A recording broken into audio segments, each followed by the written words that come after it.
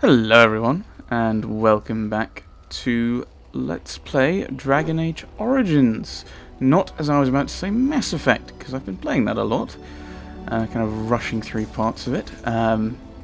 It's one of the benefits of doing Back to the Future, is that's easy to do, that's easy to get 2 weeks in just one session, which means I get to blitz through my other stuff and create a massive buffer.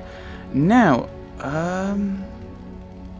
I think I was going to go around and talk to people, because we have Zevran, who I've not spoken to yet. So we're going to go and bother him, I think. I think that was my plan. And then we've got to think about what we're going to do, because we've got, if I press the correct button, we've got the Urn of Sacred Ashes, which is apparently it is Arleman's only hope. We have some things back at the Circle. Something is free in the lowest levels of the town. We should probably go and deal with that. We've got the summoning exercise. We've got Alice's family in Denerim. We've got Flemeth's grimoire to go and kill Flemeth to protect Morrigan. We've got some random things for the Mages Collective, for the Blackstone Regulars, Chances Board, and of course we have Orzammar, get help from them. The Nature of the Beast, which is the Data Shelves. Can't remember what that's got to do with beasts. And of course we have Soldier's Peak and Return to Ostagar. Okay. And I want to check on our relationship with Liliana, because that's on full. Yeah, I'm kind of worried that I shouldn't have used the that fat loot thing. So, but we'll go around and talk to people. Shale. I have some questions. It doesn't have better things to do. Probably. You watch that village day and night for years? I do not sleep, so yes, and I thank it for reminding me. Try What? to imagine, if it will, what it would be like to be surrounded by nothing but boring peasants, all oblivious to it.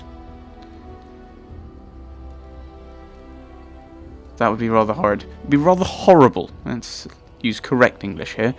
Yeah, it does sound rather horrible. No one caring or noticing you. And then there were the birds. A whole village full of pigeons and ravens and sparrows all perching on me day in and day out. Yes, your bird thing. That sounds a little, messy. Those foolish villagers would spread birdseed near me, drawing the birds, because they thought having birds perch on me was quaint. Quaint! If there hadn't been the occasional kind soul to scour me clean, I don't care to discuss this anymore. Okay. Shale approves, because we were being kind of nice to her. It. One of those three. Morrigan. I await your command. Life in the wilds must have been very lonely. At times, perhaps. A world full of people and buildings and things was all very foreign to me. If I wished companionship, I ran with the wolves and flew with the birds. If I spoke, 'twas to the trees. That sounds oddly like my life, in a strange way. And did they speak back? Don't be ridiculous. That sounds wonderful. I occasionally walk with foxes. I say walk with foxes, they're normally walking down the same road I am. Kind of oblivious to the world. It's quite nice. I like foxes. That sounds wonderful. For a time, but one can only remain a child for so long. I recall the first time I crept beyond the edge of the wilds. I did so in animal form, remaining in the shadows and watching these strange townsfolk from afar.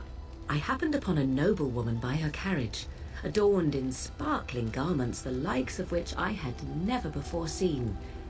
I was dazzled. This, to me, seemed what true wealth and beauty must be. I snuck up behind her and stole a hand mirror from the carriage. It was encrusted in gold and crystalline gemstones, and I hugged it to my chest with delight as I sped back to the wilds. You're a thief. Well, yes, but... I don't know. What happened then? Flemeth was furious with me. I was a child and had not yet come into my full power, and I had risked discovery for the sake of a pretty bauble. To teach me a lesson, Flemeth took the mirror and smashed it upon the ground. I was heartbroken. Flemeth was right, no doubt. I thought I'm picturing you heartbroken. But you were just a child. You couldn't have known. And a foolish one. Flemeth was right to break me of my fascination. Beauty and love are fleeting and have no meaning. Survival has meaning. Power has meaning. Without those lessons, I would not be here today, as difficult as they might have been. No, just something. Those are harsh lessons, child. But you don't need to live that way any longer. Do I not? I am still an apostate mage, even if I have left the wilds. The Darkspawn are yet undefeated. No, there is much that remains.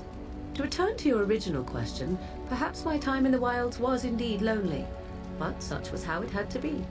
I find myself at times wondering what might have become of the girl with the beautiful golden mirror, but such fantasies have no place amidst reality. She approves! Yay!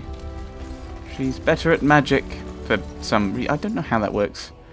Maybe it's through the encouragement and the power of friendship and other kinds of standard kind of nonsensey kind of believe in the heart of the cards kind of rubbish. Yes.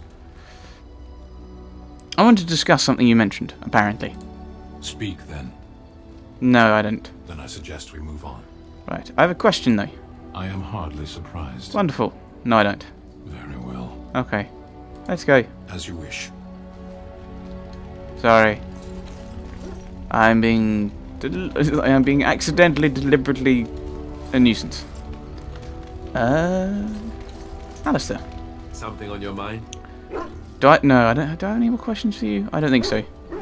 I probably do, but let's ask you. Something on your mind? I have some questions. Of course. Template do. What? Oh, why did you keep? I've already asked all these, haven't I? What did you keep your? Why did you keep your birthright a secret? I'm sure he's told us this. You never asked? Don't you trust me? I thought we were friends. We are friends. I didn't mean to. I wasn't supposed to. Oh, let me explain. The thing is, I'm used to not telling anyone who didn't already know. It was always a secret. Even Duncan was the only Grey Warden who knew. And then after the battle, when I should have told you, I don't know, it seemed like it was too late by then. How do you just tell someone that? Yo, I'm the rightful heir to the throne. To come up, Alistair. You've been avoiding it. I guess I can. I can guess I can understand that. How about, by the way, I'm the heir to the throne.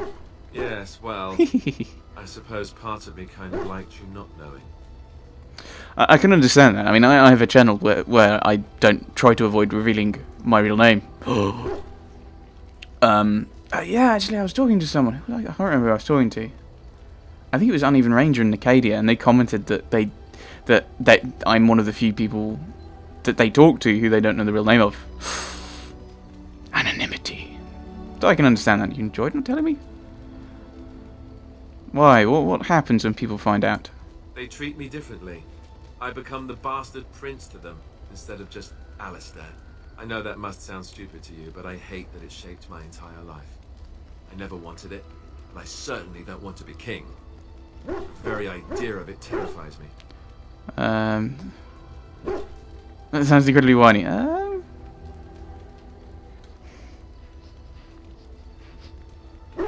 What's Gaheris' response? Okay, so he was a nobleman, so he doesn't see anything wrong with being with kind of that. But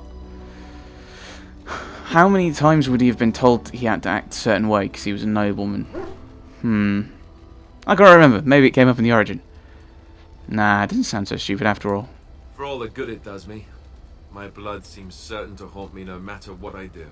I guess I should be thankful that Arl Eamon is far more likely to inherit the throne. If he's alright. I hope he's alright. For what it's worth, I'm sorry for not telling you sooner. It was a dumb thing to do. Apologies accepted. Don't worry about it, Alistair. No harm was done. I guess it's kind of a relief that you know now. Let's go. Yeah. Alistair approves. +2. Yay. Hey, Chester. Your dog is filthy. I can smell him 50 yards off. Good, he will fell our enemies with his stench. We'll go with that. Be a bit flippant about it. That may be so, but all the same, I would like your permission to bathe him. Can't you just wave your staff and make him clean? He's a warhound. No, he's my doggy. He's Chester, my dog. Oh, go ahead. He is getting a little rank. Excellent. I will get my soaps, and the dog shall have his bath after supper.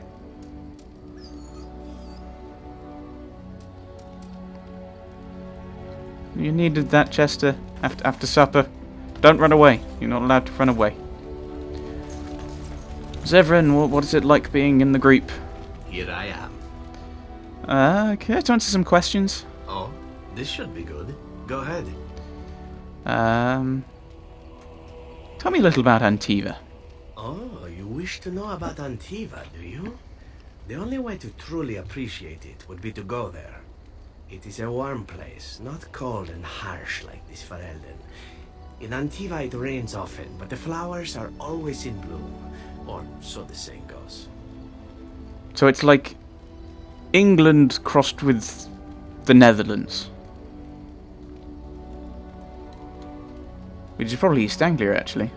Huh. You don't like Ferelden? It is fine enough with its dogs and its mud.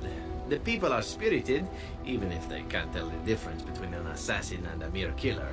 I hail from the glorious Antiva city, home to the royal palace. There's a difference? It's a glittering gem amidst the sand, my Antiva city. Do you come from someplace comparable? I'm not from any glittering gem. Of course, I was born in Highever, in the north, because the north is a good place to come from.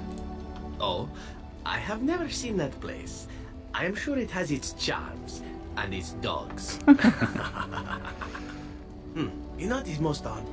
We speak of my homeland, and for all its wine and its dark-haired beauties and the lilo flutes of the minstrels, I miss the leather the most. That does sound odd. I mean the smell. For years, I lived in a tiny apartment near Antiva City's leather-making district, in a building where the crows stored their youngest recruits, packed in like crates. I grew accustomed to the stench, even though the humans complained of it constantly. To this day, the smell of fresh leather is what reminds me most of home, more than anything else. There's leather everywhere. Yeah, you sound like you've been away from home forever. Oh, not so long, I know. It is my first time away from Antiva, however, and the thought of never returning makes me think of it constantly. Before I left, I was tempted to spend what little coin I possessed on leather boots I spotted in a store window. Finest Antivan leather. Perfect craftsmanship.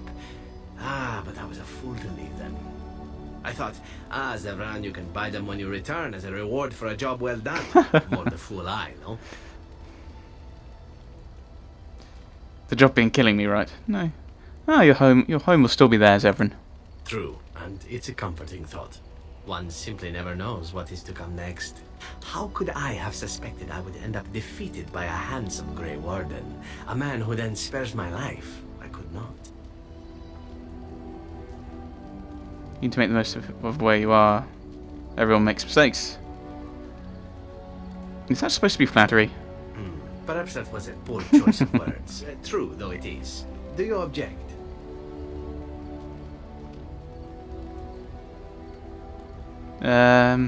No, you're wasting your time, that's all. I'm not sure that that's the route I would take, were I to continue old habits, but as you wish. Now, if it is all the same to you, I would prefer not to speak more of Antiva. It makes me wistful and hungry for a proper meal. Oh, Zevran disapproves. Boo. You're right, Win. Have you encountered many abominations, apart from the ones in the Circle Tower? Well, Connor, if you count him. Ah, yes, Connor, of course. The first time I saw an abomination, my blood turned to ice. It was months before the nightmares stopped. It was the knowledge that I could easily become one of them that frightened me the most. You're a great mage. You'd never become an abomination. I think I read it. I'm not sure if Gahirus would have done, but surely that makes it easier. But it is the knowledge that drives you to be cautious. I'm sure that seeing a monster you could be, that you could become is unsettling. Because thinking about it, just that line. As someone who's a nobleman, who's fighting for to regain his title, what would be different? What's really the difference between me and How? Or even me and Lagain? Seeing the monster that you could be is unsettling. One slip. All it takes is one slip, and everything you are is simply gone. Replaced by madness. And there is no turning back. Or at least that's what they say. You have doubts? Of late, I have begun to wonder if there is any way an abomination can be cured. Or if a mage could be so possessed and still retain their sanity, their humanity. We cannot let them be simply because they might get better. Why do you... If one retains one's humanity, one is not an abomination. Why have you been thinking about this? Because every mage lives with this threat. It is constantly on our minds. Do not trouble yourself, though. This is only an old lady giving voice to her musings.